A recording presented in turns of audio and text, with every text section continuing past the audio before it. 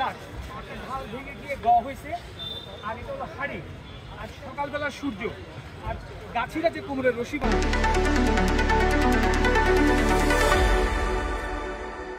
সেই রশি, এটা যদি গ হয় এটা রস্যুকার গুড়। বাংলাদেশে 4টা জিনিস থেকে গুড় হয়, গুড় আমরা করার প্রচলন আমাদের।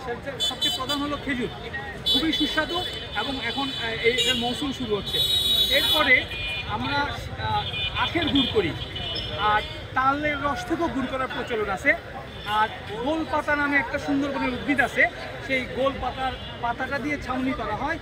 এবার হচ্ছে দ্বিতীয় গুড় ও রস যে সম্মেলন সেখানে আসছি, আর এখানে হচ্ছে আসলে এসে খুব ভালো লাগতেছে এই কারণে যে এখানে হচ্ছে সবাইকে কনসার্ন করা হচ্ছে রস কীভাবে ভালো রাখা যাবে, গুড়ের কী সমস্যা হতে পারে, আপনি কীভাবে ভালো গুড়, ভেজাল গুড় এবং খাঁটি গুড় চিনবেন, সেটা কীভাবে চিনতে পারেন সেটা সম্বন্ধে এখানে অনেক বিএসটিআই বিসিএসআই এর পরিচালক এবং অন্যান্য বড় ব্যক্তিবর্গ ছিলেন। ওনারা হচ্ছে আমাদেরকে আসলে শিখাচ্ছেন কীভাবে ভালো গুড় উৎপাদন করা যায় এবং সেই গুড়টা নিরাপদভাবে আপনার হচ্ছে কাস্টমারের কাছে পৌঁছানো যায়।